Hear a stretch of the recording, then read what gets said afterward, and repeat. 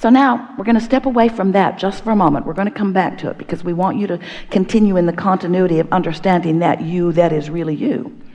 But now we want to introduce into this conversation the powerful law of attraction. Law of attraction is the manager of vibration. And since you live in a world, you live in a universe that is only about vibration, then law of attraction is central to what is going on in this vibrational universe, and your understanding of it is central to your deliberate creation, to your deliberate evolution, to your deliberate living life happily ever after in this physical time-space reality. So what law of attraction says is that which is likened to itself is drawn. There's a vibrational equivalency. It's like when you tune something with your radio dial. If you want to listen to a particular station, you've got to tune your tuner to the same frequency that what you are wanting to hear is being broadcast from. So that's the way everything in this universe is working. So your source is broadcasting a signal, and you have the opportunity of tuning to that or not. When you tune to it, you feel wonderful. That's when you are at your clearest, or your most fun, or your most joyful, or your most vital. That's when you are energized. That's when you are full of you. But when you don't tune your tuner to who you really are, when your signal is off, that's when you are introducing resistance or static to the equation. That's when you feel less good. That's when negative emotion is present. You're sort of getting a sense of this? Now, this is why it is that way. Because law of attraction is responding to the vibration that is being offered across the board. Everything is vibrating, and law of attraction is responding to everything that is vibrating and matching up those signals. So you get what you think about, whether you want it or not, because when you're thinking about it, you're offering the signal. So law of attraction is matching all of that up. But this is the important part. We're just going to take just a very brief period of time here to help you to understand why you have emotional guidance, why it exists within you, and why it matters so much. So this you that we've been talking about, this eternal you, is a powerful point of attraction. And here you are in your physical body, exploring, knowing what you don't want, knowing what you do want, launching rockets of clarity from your point of view. Preferences, personal, important to you preferences of what you prefer. When someone's rude, you want them to be nicer. When you don't have enough of something you feel that you need, you want more of it. And so each time, whether you speak words about it or not, you have an experience that helps you to clarify. You launch these vibrational emanations, these rockets of desires exude from you, and your inner being, who is standing in your vibrational universe, receives the new request, integrates it immediately into the whole that your inner being is, and becomes that point of attraction. Now here's the important part.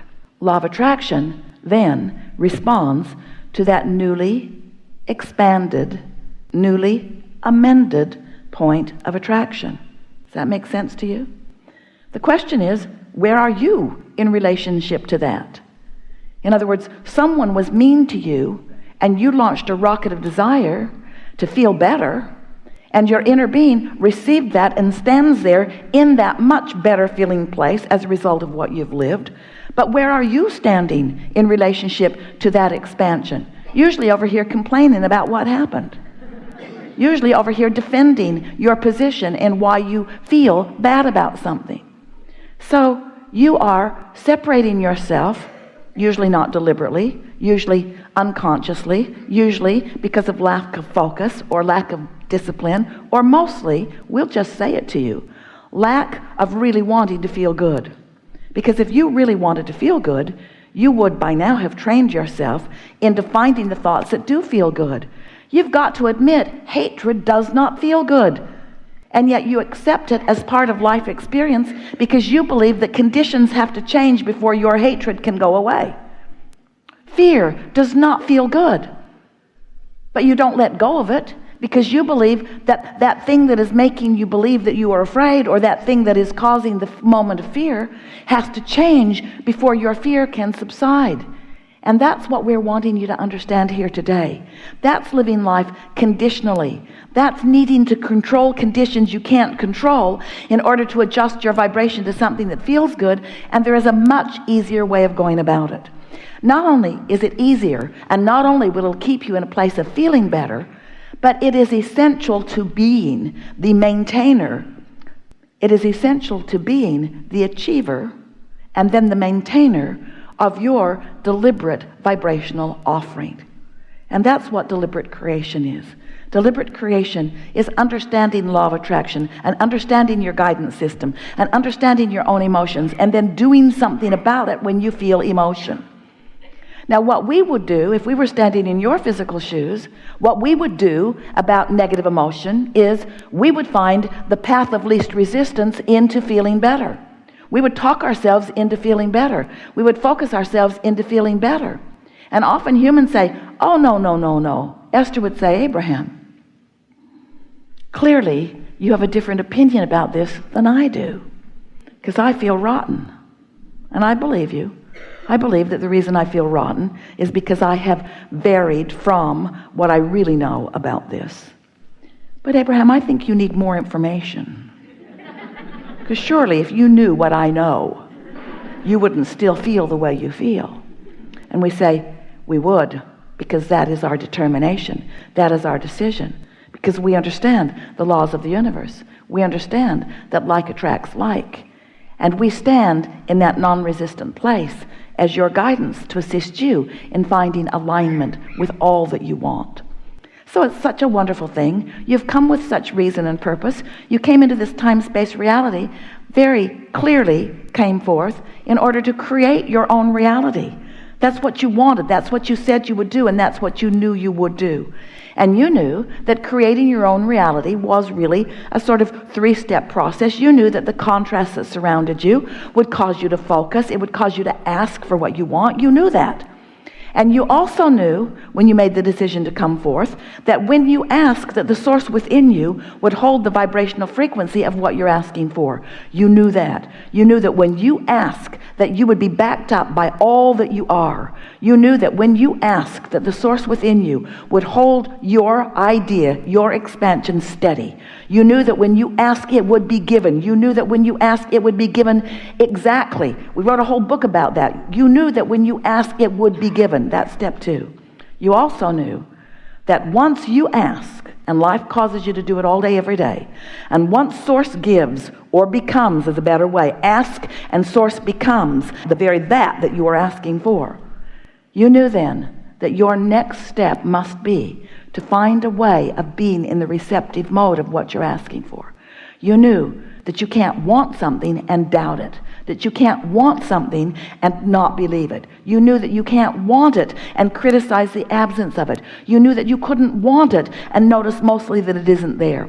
You knew when you came into this physical body that you would have to be, if you were to be the deliberate creator of your experience, which is why you came forth, you knew that you would have to be one who lives unconditionally for this reason. Everything that you create is a vibrational reality for a while before it becomes a condition or a thing or a state of being. Jerry wanted to write a book, talked about it a lot, and he wanted to call it Turning Thoughts to Things. How is it that the vibrational nature of that which is you becomes the tangible, see it, hear it, smell it, taste it, touch it version? And the way that that happens is because that is the leading edge. That is the momentous expansion. That is the natural evolution. That is the ultimate progress. That is the reason that we are all focused here. Because you are supposed to turn your thoughts to things. You are supposed to let the vibrational nature that is you demonstrate itself in the fullest fashion. You have come forth to deliberately create joyful, abundant, delicious experience, you see. But you can't create something that is new and more delicious if you're looking at something that is present and not so delicious. Because whatever has your attention has got your vibration. And whatever has caused your vibration to emanate is controlling the point of attraction that's coming back. So that's why we're talking about being unconditional in your point of attraction, caring less about what is and more about how you feel. So we want to, before we open this to conversation with you, and we are about to do that, we want to just show you briefly sort of demonstrate to you how thoughts do turn to things, or in a more expanded way of saying it, how the vibration that is the source within you, in your vortex, how does that accomplishment, how does that expansion, how does that knowledge, how does that fabulous vibrational creation, how does that become a vibrational reality in your experience, where you can devour it through all of your physical senses, where others can then observe the power of your creation? How do you demonstrate how the energy that creates worlds has flowed through you? How do you demonstrate what your tapestry is, what your ideas are, what you have carved out, what you have uniquely created? How do you turn those ideas to the manifested version? Here's how. The vibration exists, and the first, let's call it a manifestation, or even better, let's call it a realization of it, is a thought. That's what's happening here with Esther right now. We are offering a vibration, and she is realizing it. We're offering a vibration. We're consciousness, powerfully focused, and focused about you specifically here in this room. We're offering a vibration about that, and Esther is receiving the vibration because she is in vibrational sync with that which we are. So the thoughts are occurring to her. That's a manifestation. And the emotion that reflects that blending is present too. So that's the first step in the vibration turning to a thing, let's say. But then there is the impulses that occur to you. There is the rendezvous with this one and this one and this one. There is the idea. There is the then inspired action. There is the harmonic components. There is the harmonic convergence. There is all of that delicious life experience that happens between the idea. You said, I got a great idea. And we say, you received a great idea. You were in vibrational sync and you received a great idea. Hold yourself in that vibrational frequency and watch the further evolution of that great idea into manifestations of mastery, you see. Or be like most humans, somewhere between the idea and the manifestation of it, focus on the condition instead of the unconditioned, and in the absence of the fullness of that which you want, introduce resistance in it and keep it from happening. You see? You got that, didn't you? You understand the unconditional creation. And now that you understand unconditioned, that means you understand that it's all about the way you feel. It's all about doing something deliberately about controlling your point of attraction. But we want to use a different word than point of attraction. We want to use the word point of reception. Because the revelation is happening constantly. The only question is, are you realizing it? Are you in the vibrational frequency where you're getting it? How often do your little children get it? Because they're clear. They're pure. They're not all wadded up in belief. You work hard to get them to get wadded up in belief, you do. You're too frivolous, little child. You think that the universe revolves around you, you foolish, foolish child, you say to them. When they know that it really, really does. You think that life is supposed to be simple and easy for you. They know it. But you're going to get them. In most cases, children will reflect the beliefs of their parents. And then you'll come and see us years later.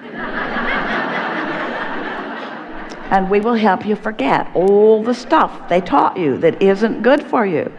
We will help you to remember that you are the creator of your own reality, that you are a vibrational being in a vibrational universe, and that you've got all that is on your side, and that you are never alone. And that whatever it is that you're wanting can be your experience. But you've got to find the frequency of it and practice it until it becomes dominant within you. You can't mess around with this. You can't use words that you don't mean, because the universe does not respond to what you're saying. The universe responds to what you mean. And what you mean is how you feel. So if you're discouraged, that's your point of attraction. If you're ornery, that's your point of attraction. If you're mad at somebody, that's your point of attraction. If you're joyful, that's your point of attraction. In other words, this is very simple.